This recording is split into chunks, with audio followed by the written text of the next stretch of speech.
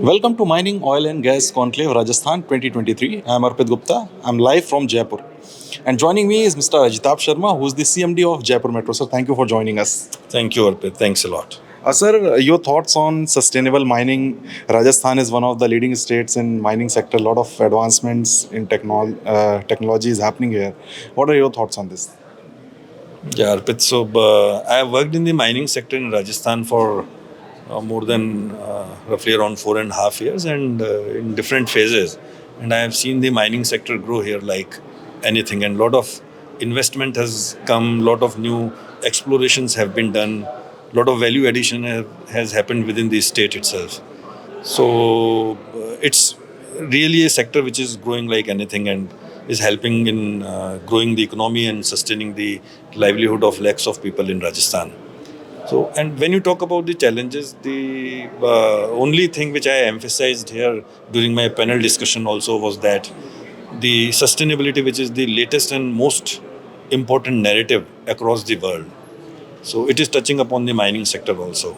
And unfortunately, the mining industry and the policy framework which revolves around the mining sector is not attuned up to that level. Because as I mentioned that even the financial services, the financial sector across the world, and for that matter, even in our country, is changing towards the new theme of broader aspects of sustainability and ESG and green transition and green and sustainable finance. So the whole manner and pattern in which the financial institutions would be uh, approving the loans, the lending would be made, the investors would be making the investments, the manner in which the debt and both public and private equity investments would be coming in the sector, they would become more and more demanding in terms of the business houses in which they invest to follow the ESG norms. It is happening across the world. So I feel that if the mining industry does not make internal changes, their corporate governance related issues, how their boards function, how they prioritize the equity issues, how they prioritize the carbon emission reduction related issues, how they prioritize the kind of impact they are making on the society and the community, both within the organization, their employees, and outside the organization, to the larger the stakeholders, to their vendors and to their suppliers. So if they do not change their business strategy, bringing in line with ESG and sustainability aspects, availing finance from the financial institutions will become more and more costlier with time. And maybe a scenario arises that the investors may start saying that, okay, I am pulling my money out of your organization because you are not following or pursuing the ESG principles. Maybe you are not decarbonizing at the pace as which we expect you to do. So that whole theme of the internal functioning of the mining industry, the businesses, the value chain with which they are connected, the upstream and downstream stakeholders, they have to start thinking afresh and new about this whole area. Going forward, what are your suggestions for them? You talked about the decarbonization, you talked about lowering the carbon emission, apart from also investing in the exploration and production. So, what are your suggestions for the stakeholders? So, in terms of what with the mining industry, or In terms of mining industry? so the suggestions are basically see, now there is like a new concept of circular economy. So till now, we have been talking about like take, make, and waste.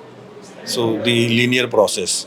But when now new regulations regarding circular economy are also coming, and again the financial institutions and the board members and the investors are asking such kind of questions. So they are also important stakeholders within these organizations.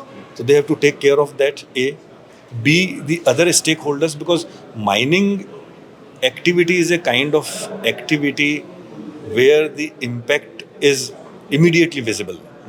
Like you may take example of some of the industries where their activities do not reflect directly into like generation of carbon emissions or maybe the manner in which they are impacting the biodiversity of the environment. But when a mining activity takes at certain place, you actually see the earth being excavated, the trees from the forest being removed at times, if the diversion has been approved, you may see the displacement of people or families if it is a large mining area. And even in small scale mining, you may see a lot of dust and environmental pollution happening. So the regulatory environment for both small scale and large scale mining activities would be changing like anything. And the people living in and around these mining areas, they would become more demanding in terms of the mining activities to happen in a more regulated manner. And at the same time, the voluntary agencies or the media or like the judicial system, or maybe even like even now there are set of international regulation. Now we hear about the deforestation statute of the European Union. We hear about the carbon border adjustment mechanism which European Union is implementing. So even the statutes and regulations which are coming across the border, they would also impact this industry and the stakeholders living close by. So, how we change the whole scenario in terms of the internally how the businesses function, as well as how they interact with their external stakeholders, I think that is much essential. A change is needed, certainly. Thank you so much for sharing these thoughts with the ET government. Stay tuned for more such updates from Mining, Oil and Gas Conclave, Rajasthan. Thank you so much.